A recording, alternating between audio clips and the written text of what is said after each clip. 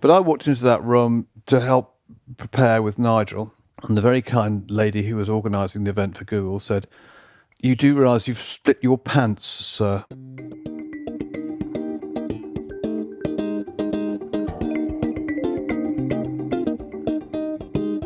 Good morning, good afternoon, and good evening. Welcome, Matthew Grant here. And if you're a regular listener, you're going to recognize that voice as Robin Merttens, but you're going to need to hang in there a little bit longer to find out what that was all about and what happened next. And yes, we are back with our occasional partners chats as we invite you to listen in and Robin and I catch up on our last few weeks and what's been catching our eye. And we've been humbled to hear how many of you are joining us on these podcasts to learn about what is going on in insurance and technology around the world. We know some of you are, but not all of you, so please do keep letting us know what you like. Now, our job at InsTech is to feed your curious minds and share some ideas as to how you can break free from the drudgery of fighting messy data and clunky legacy systems to make better decisions and maybe even have a bit more fun. Normal service will be resumed next week with more great guests. And if you want to find out more about how we can make your day better, or just tell us you're enjoying this podcast or anything else you want to know, email hello@instech.co. You can track me down, Matthew Grant, on LinkedIn, or of course, everything you want to know, www.instech.co. Robin, it's Friday afternoon. I think they're back playing cricket again. It's a test match. What are you doing talking to me? Well, that's a really good question. And I can't pretend it isn't. Score isn't on in the background. You know, the deciding test match of the series and the Crunch Ashes clash. You know, and on a Friday, English, you know, tea in a minute, a couple of hours, drinks. I mean, what's not to like? I don't know why it hasn't got international appeal, this game.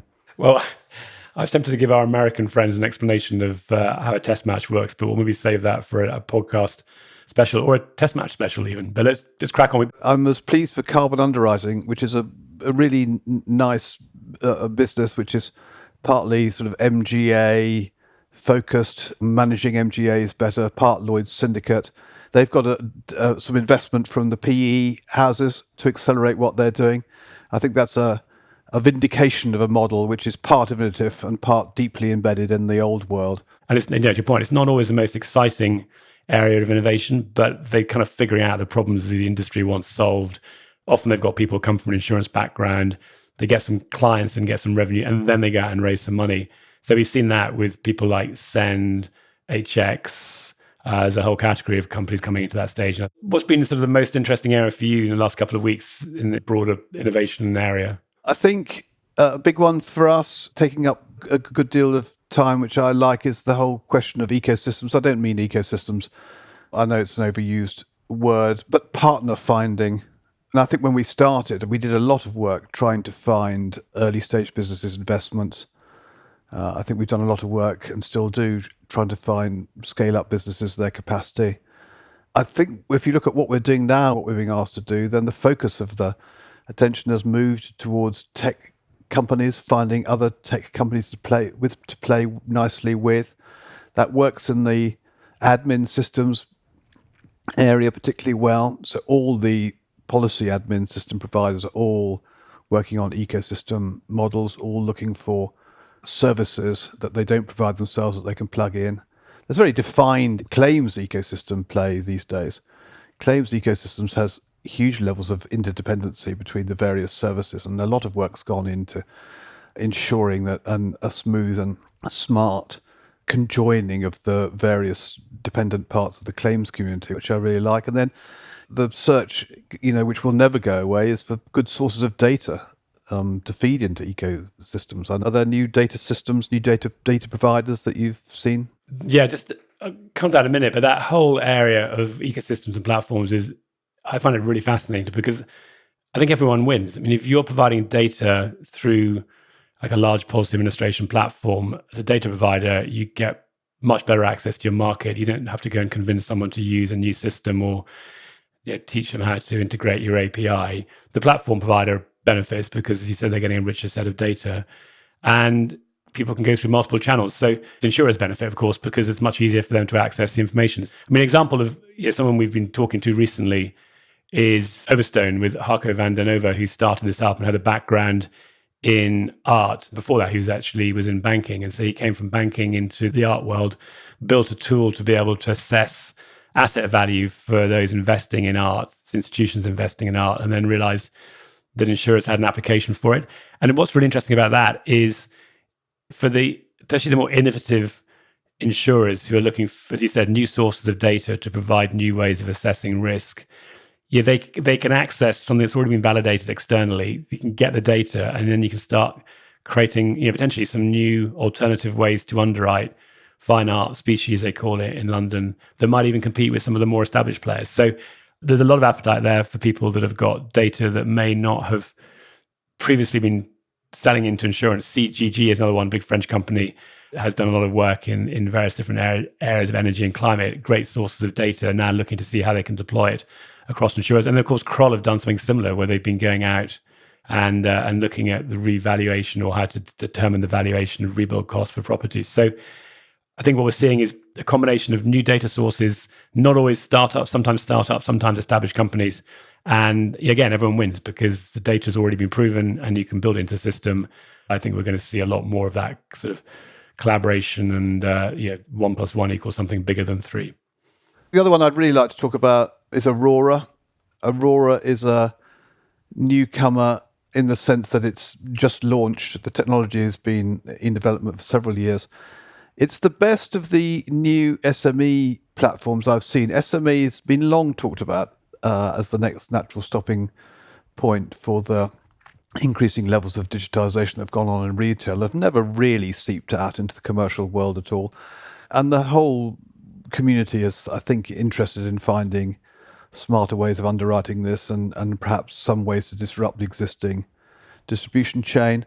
This is the most complex, best thought out technology I've seen. It's up and running. He's got a fantastic array of capacity providers to back it. He's got Munich Re, AXA, partnerships with WTW, Swiss Re. It feels and looks good to me, and I think it'll be a welcome addition to the SME platform space. I'm incredibly proud of the carbon report that we've just put out, which is a sort of beginner's guide to carbon offsetting and carbon neutrality, written by Ali Smedley, who's our senior researcher. Some people just have a gift for writing about complex issues and making them simpler. That was something that needed to be written about. We've helped a lot of people understand that space a bit better and the importance of it and the importance of the role that the insurance industry has to play. That's proper education. Yeah, and of course, that whole space, carbon, I mean, probably more of the E for the environmental of the ESG space, there's a lot going on there. I mean, and it also, it generated a lot of different views on that. So there are people that believe that carbon credits are the ultimate evil because companies can, some people's view, get away with not reducing their carbon. I mean, the reality is it just creates some space to be able to go and do that. It's fascinating learning about, some of the challenges. You might be able to invest in forestry to do your carbon offsets, but then what happens if the trees burn down? And of course, there's fraud entering into that space as well. But yeah, Ali did a great job. She also, Robin, you and I think we do reasonably well when we post something on LinkedIn and write an article. But Ali has basically, she's way ahead. I think she got something like 35,000 engagements with her LinkedIn article and some really good discussions going back and forward in the comment. And also for those that don't like reading 60-page reports, which I guess, Robin, includes you and I, thank you, Ali, for making that a little bit shorter so that Robin and I could read it and absorb it and learn about it. So there's a 6-minute podcast version from last week, and there's also the report you can download from the website. And Robin, I did want to come back, actually, just you mentioned the SME space. We had Ed McGough from Join Insurance in the office this week, and really interesting organization that it's basically came out of Blackboard, which is an AIG-sponsored initiative. And one of the things he was pointing out was how, as they looked at what brokers want to do when they're providing submissions into MGAs, and this is the question I've always sort of tried to understand, is if you're building an MGA or even an insurance company, how do you make it easy for the brokers to be able to go and enter information? As you can understand, brokers don't want to have multiple portals to enter data. They actually don't even particularly want one single portal, which we could also debate about. But the reality is, what they found at Join was underwriters just want to send emails. And that's more like the Victorian equivalent of sending a postcard saying, I'm here. And so they built a tool that extracts data from emails. Send has done the same, Send Technologies. And you've got your phrase about the digital lipstick on the pig. I just wonder if should we be allowing, is that okay these days? We have to accept that's just the reality, and we're never going to come up with a totally new technology solution, or are you still fighting that battle to get things sorted out right at the origins? It's very much the same issue that you just identified in the carbon economy space. Are voluntary carbon credits, the great evil, or do they, because they discourage investment? This is exactly the same issue.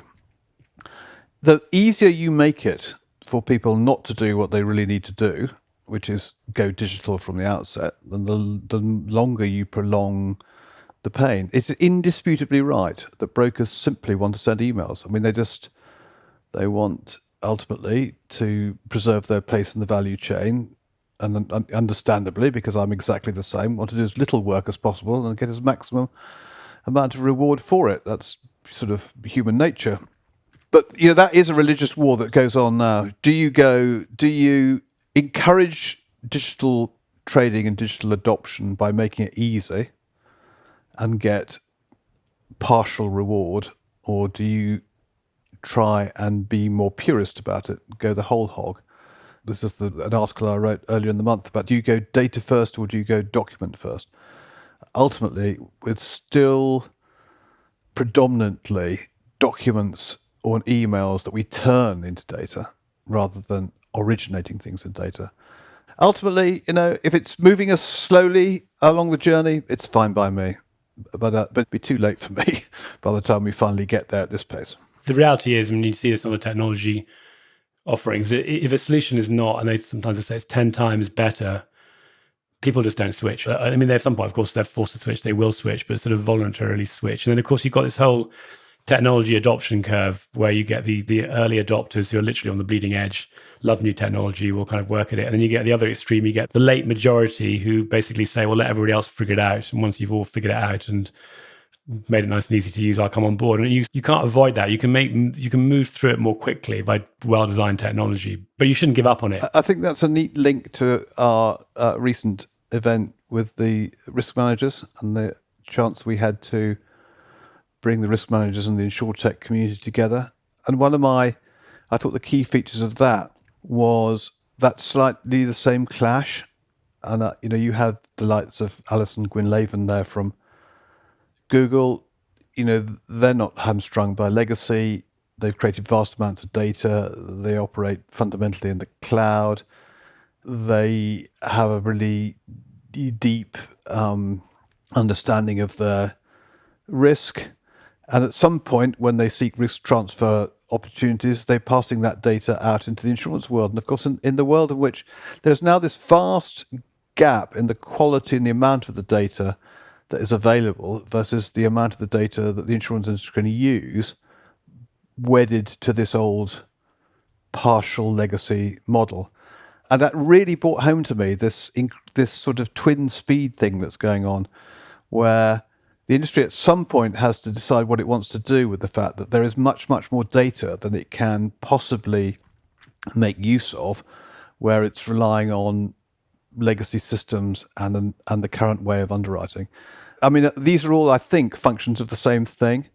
Do you make it easy, or do you have some level, you have to have some form of big bang where your understanding and your ability to use data is sort of fundamentally re-engineered? I mean, I'm not saying there are winners and losers in that, but the risk management thing really brought it home to me, how much more understanding of their risk, almost real-time, very dynamic, that risk managers have versus the understanding that the insurance community accepts or it needs as part of its job in the transfer and pricing of risk. Yeah, it's such a great event, if I say so myself. Of course, you've got our secret weapon. Susie, our events manager, was events manager for AMIC, or events director. So she's got a great network there. And we just had there's just brilliant people on stage. And poor Alison Quinlaven thought she signed up to be in the audience, and she very kindly accepted our request to have her on stage. And of course, that was fascinating. And then Chloe from Landsec, who's also was really interesting because they're essentially building and investing in properties around the world. And her comment was, we've got all this data. First of all, I want to find a place I can put it all in where I can go and retrieve it. And then secondly was, well, the insurers are asking for data, but I've got no idea what they're doing with it. And that's, to me, is just extraordinary today that those two things aren't connected. So there's so much good analytics and data now going on in insurance. It's still not yet making its way into the corporate risk manager world. And that was kind of partly our role for doing that.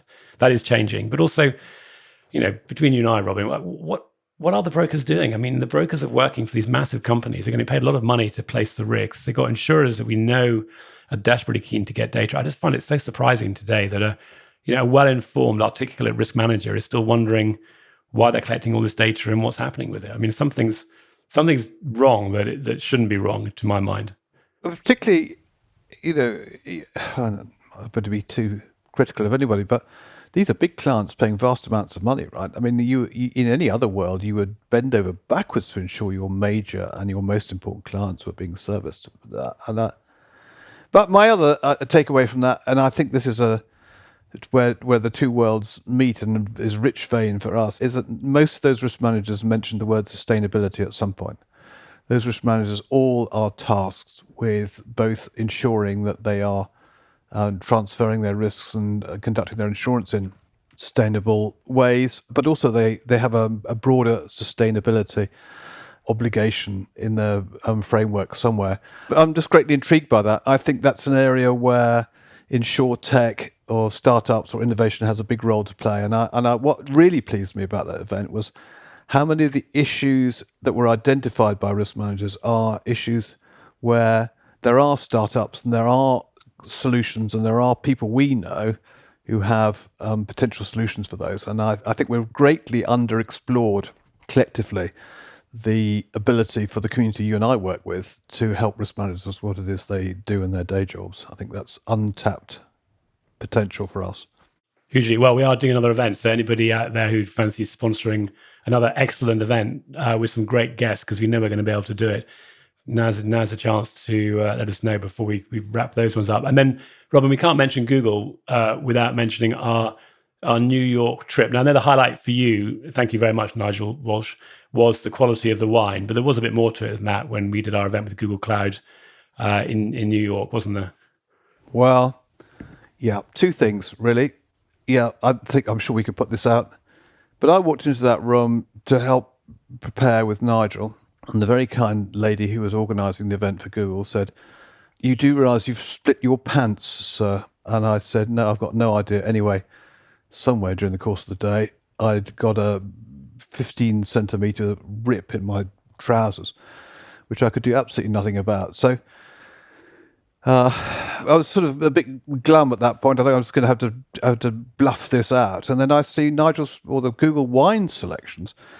Whispering Angel for the rosé, they had some extraordinary Faluga Italian Pinot Grigio from up in the Collio somewhere, and then a top-rate Chianti Reserva. So suddenly my trousers became largely irrelevant, and I tucked in, and that just wasn't the only reason there was a good event. There was a very good turnout there, and I really enjoyed it. Nigel was very kind enough to say afterwards that was a great success, and we'd like to do it again next year. And I mean, I'm in. I think we could do something bigger and better, and it was most enjoyable to get out on the road. What was your view of it? Well, what your view of your trousers? Well, I probably saw more of them than you did because they were in the rear. But I did also hear a rumor that actually Google has got a, and I bet this is true actually, because if they can give you a in-house massage, they can do this. They've got a team that actually are on standby to actually sew up your trousers. And I don't know whether they just knocked off the night early, but apparently we actually could have got your trousers sewn up. But I think you just decided you had to stay in the action and just keep going. So good for you. It was that was a great event. We had close to 200 people. I think that was an option, but for the time available, the only option they offered me was masking tape, and the idea being that I would put masking tape over the. But I thought that was even worse than it probably was. So how did you see it? I mean, we had a very good 2 or 3 days in New York. You were out and about, met a lot of people. Yeah, we both did. Well, I mean, many thanks to Todd Rissell from Me2 Valley for not just putting on the boat trip, but persevering when we got sort of caught up in those Canadian wildfires. I mean, I guess we were sort of living the life of what it's like to be in proximity to serious hazards.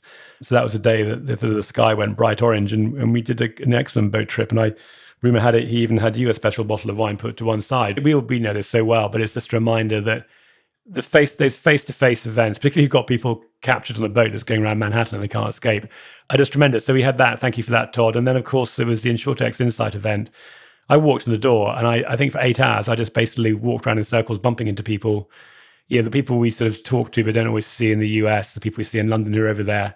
And again, you just learn so much in those sort of concentrated moments that it was just so nice being at an event and it being someone else's event. And I mean, thank you again to Susie for organising our events so well. We don't really worry about what's going on there, but just to be able to be a passenger at someone else's event was very relaxing. Talking of events, we got our own events scheduled for the rest of the year. That kicks off on, I think, September the 19th after our August break. You're organising that one. What's on the agenda? Who's sponsoring? What can we expect? Well, it's going to be another great event, of course. And thank you to Cytora and Juan de Castro for that. So, guys, going to be all sorts of stuff. So we're going to be doing a live podcast for Cytora. We've now opened up a special slot. This has to have a name, but essentially the long version of this is if you're an InsTech member or got a really interesting story to tell and you're coming in from outside of the US, we've kept a slot open for you. I'm sure there's a kind of quicker version of that. We've got something quite clever lined up that I won't give away right now when we're going to be showing some examples of what it means to truly make life easier, which should come back to one of our themes. And then it's back on that whole ecosystem one. So Cytora are racing ahead now in helping underwriters. Some big name companies like Allianz are going to be on stage, as well as some smaller companies. Essentially, just make life easier for the underwriters. So risks are coming in all shapes and forms, as we know.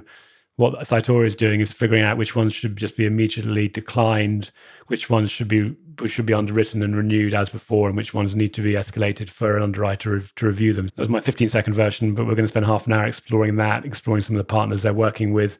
And then I think, Robin, we've now basically designed a role for you, which seems to work really well, which is sort of Robin's wrap-up with some industry figure. So we bring somebody along to reflect on what we've learned the day, and actually, because it's you, give us a bit of honesty around it and just remind us that sometimes things aren't always easy as they might be. And so it's coming together very nicely, and definitely recommend that for anybody that wants to come along. 4:30, doors open. You can get away anytime, but you can join us through until 7:00 or 8:00 or even later in the evening if you want to hang around and meet everybody.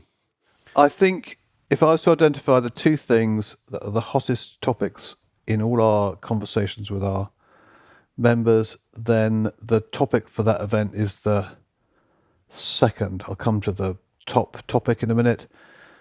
But the number of conversations we have now which fall under the broader category of making underwriters' lives easier, not to some extent that's what much of InsurTech's always been about, but that's the real focus right now.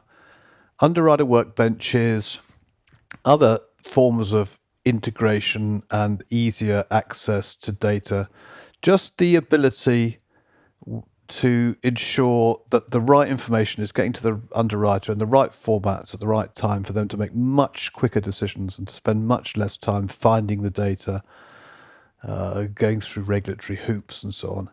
That's the focus of so much investment. And, to some extent, it'll be digital lipstick on a legacy pig. It doesn't matter, but it's money well spent. If the end result is you're getting more productivity out of your underwriters and they are selecting risks better, why not spend your money there, Yeah, and also a reminder that we've actually I think branding is probably too strong a word, but we've redefined that category because as we look at all the content we're creating, we've been working hard to make it easier for people to find content related to different topics. We used to call it underwriting innovation or innovation in underwriting.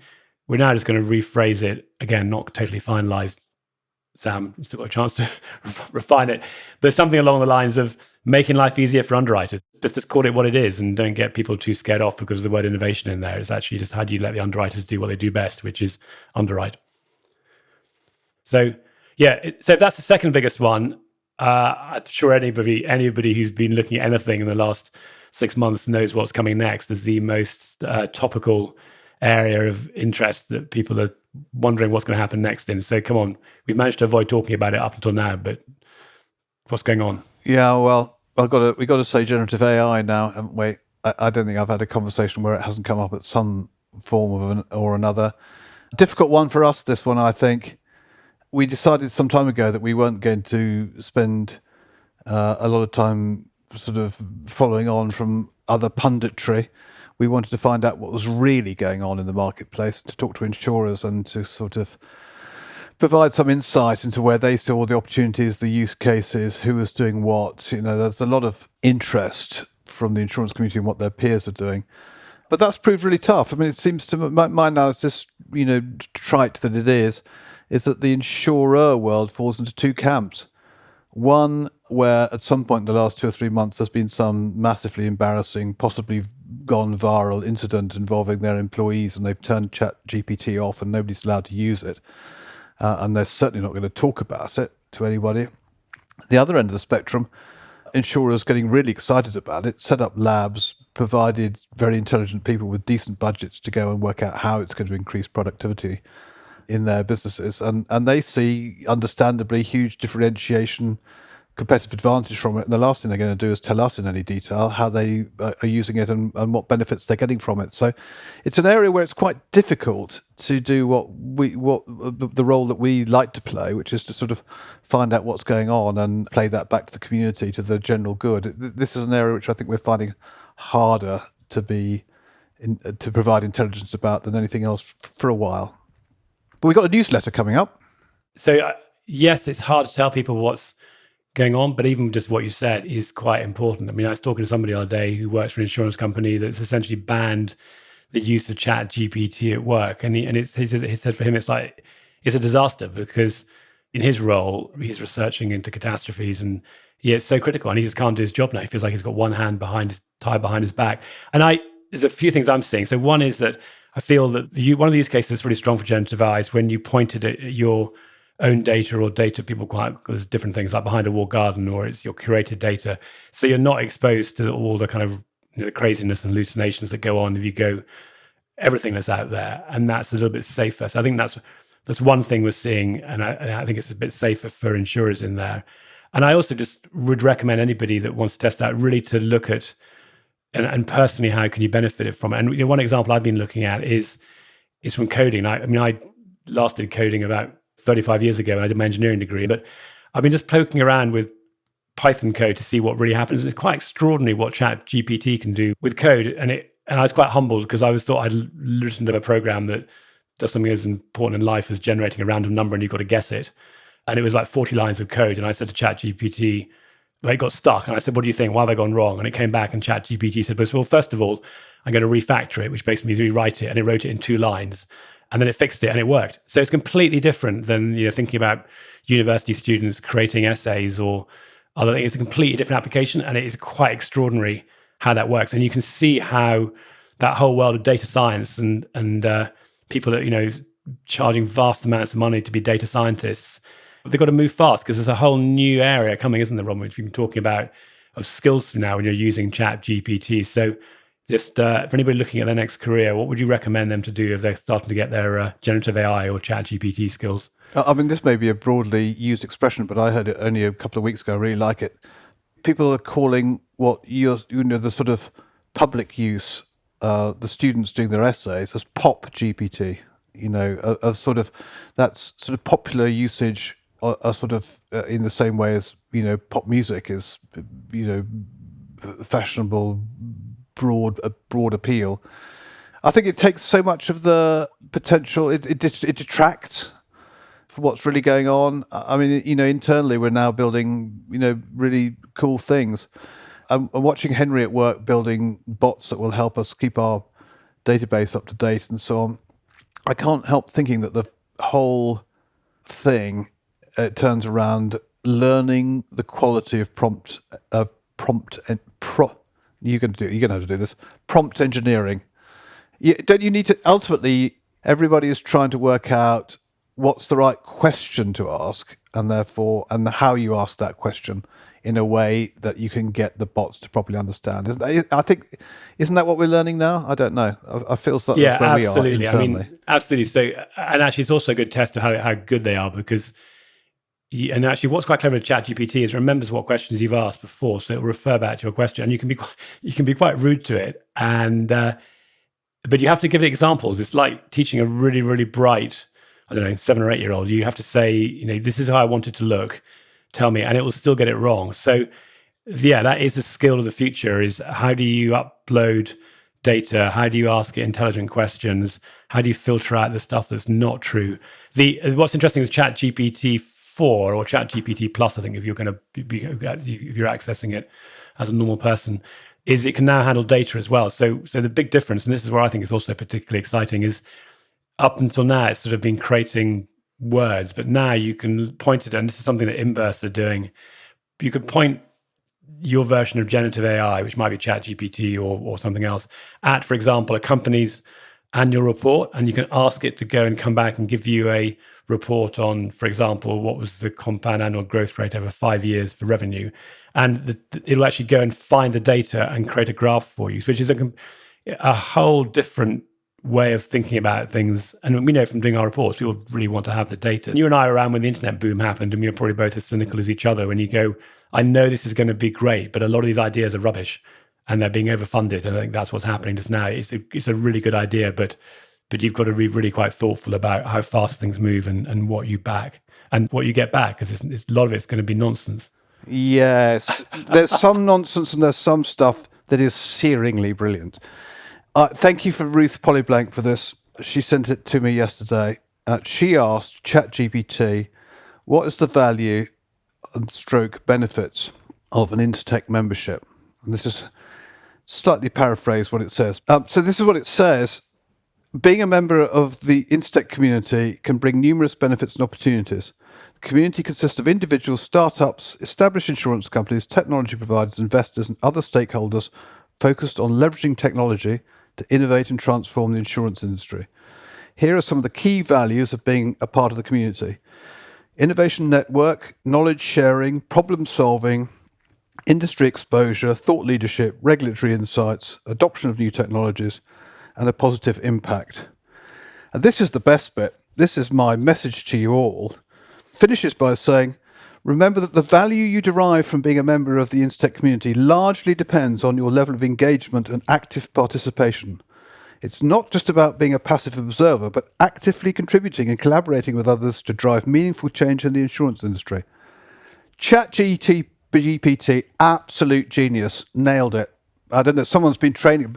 You've probably been training it, have you, for hours, so it comes up with the right answer. Don't need to. That's brilliant. I mean, it's been listening to all the podcasts, because that's what it can do. And you just have to listen to the end of everybody else's podcast, and that's virtually what they say. So thank you, Ruth, for that. I don't think we need to do anything else. Maybe that's probably a good place to draw it to a close, Rob, and let you get back to the cricket and wrap up Friday. Tea time coming soon. Cricket, tea, cake, Friday afternoon. What's not to like?